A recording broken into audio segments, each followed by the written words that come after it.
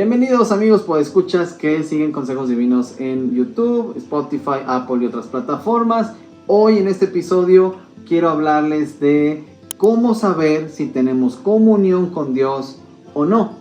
No debemos confundir religiosidad con comunión con Dios. Ese es el típico error que cometemos. ¿Por qué? Es muy fácil engañarnos y pensar que agradamos a Dios cuando en realidad podríamos ser lo que Jesús llamó sepulcros blanqueados, que por fuera lucen muy bonitos, pero por dentro están llenos de inmundicia, como dice Mateo 23-27.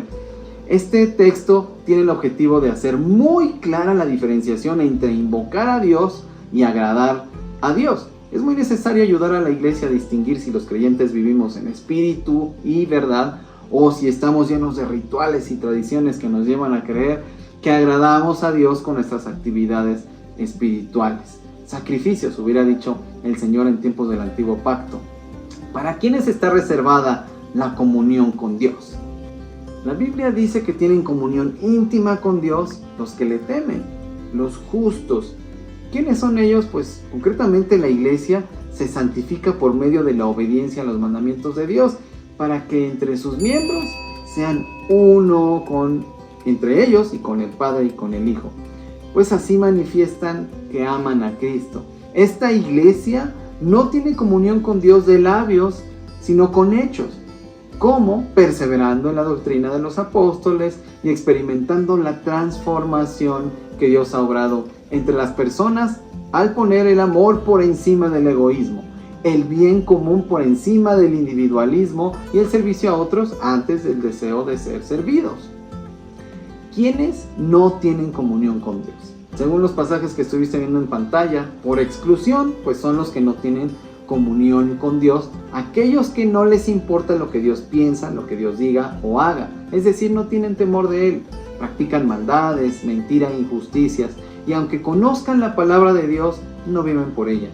No invocan a Dios y si lo hacen no obedecen sus mandamientos, al ser guiados por sus emociones y sus pensamientos, que por su pecado y orgullo están peleados con otros, que son creyentes de palabra nada más, y todo aquel que no persevera en el Evangelio no tiene comunión con Dios. Podría ser tu caso, como lo fue el mío, que me di cuenta de que amaba mi religiosidad, pero no andaba en comunión con Dios, y Él fue tan misericordioso al ayudarme a entender mi realidad espiritual.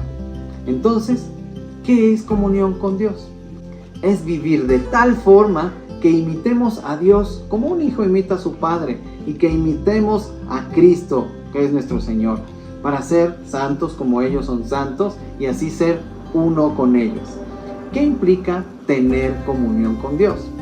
Así como cuando respetamos ciertas reglas en el trabajo para no quedar desempleados y las leyes en la sociedad para no ser encarcelados, tener temor de Dios es vivir como creyendo que existe, que nos ama y que es juez que juzgará a todos por sus obras.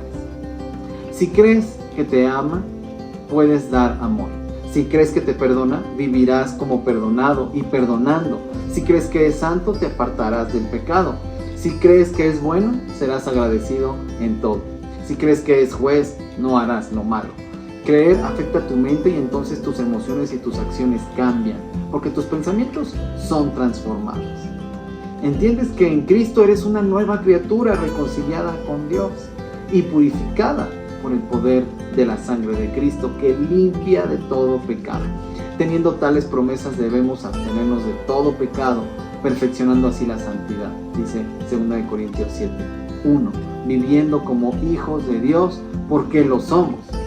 Entonces, ¿cómo podemos confundir la religiosidad con la comunión con Dios? Nos han enseñado que debemos hacer actividades espirituales para tener comunión con Dios, como orar, leer la Biblia e ir al lugar de reuniones con la iglesia, aunque hacer estas cosas no significan nada. Ellas ayudan a tener la disposición para que el Espíritu Santo transforme la mente y así vivir según la voluntad de Dios. Sin embargo, debemos perseverar en la fe al elegir la obediencia a Dios en cada oportunidad. Los fariseos oraban, conocían las escrituras y se reunían en las sinagogas a meditar en las escrituras, pero hacían lo desagradable a Dios. Hay muchos ejemplos de personas que creían hacer lo que agradaba a Dios y se llevaron una desagradable sorpresa. Entre ellos hay quienes fueron desechados por Dios y otros que fueron restaurados. Ahí tienes a Caín y tienes a Saúl, por ejemplo. Ellos invocaron a Dios mientras hacían las cosas a su manera y no a la de Dios. David y Saulo, por ejemplo, aunque creyeron no tener pecado, lo reconocieron y se arrepintieron para hacer lo que agrada a Dios. ¿Cuál es la mejor manera de saber si tengo comunión con Dios o no? Por nuestros frutos. Cuando hacemos cosas que hace un cristiano, pero seguimos siendo los mismos que antes de conocer a Cristo, nos estamos engañando.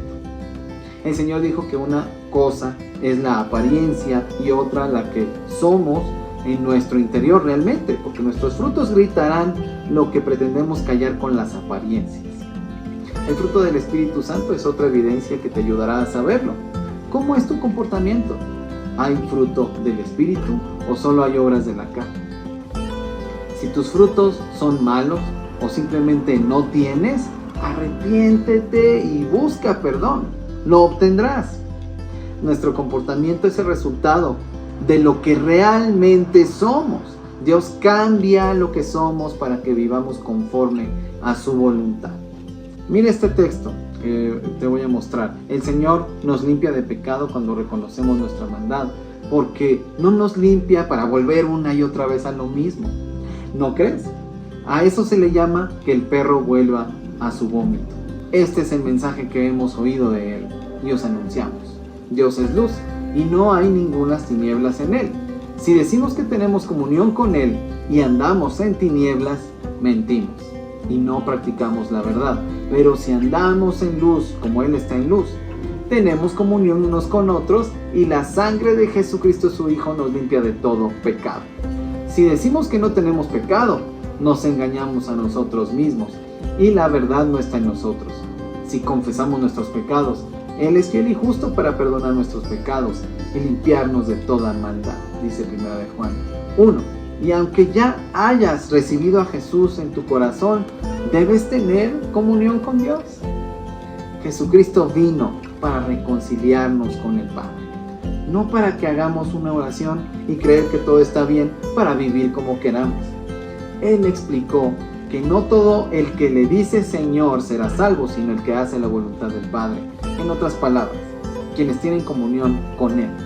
Claro, si no vives como un justo, si no te comportas como un hijo de Dios, si tu fruto no es el del Espíritu Santo, podrán decirte una y mil veces que ya eres salvo, pero para que Jesús sea tu Salvador, debes ser tu Señor. Esto es así, no porque las obras te salven, sino porque son evidencia de la fe en Cristo y de la salvación del creyente, aquel que hace la voluntad de Dios. Seremos salvados por la gracia de Dios, no por obras, para hacer las buenas obras que Dios preparó de antemano para que hagamos como nuevas criaturas. Espero que te haya servido esta reflexión. Tú tienes la respuesta a todas estas preguntas. Gracias por acompañarme hasta aquí. Que Dios sea contigo y hasta pronto.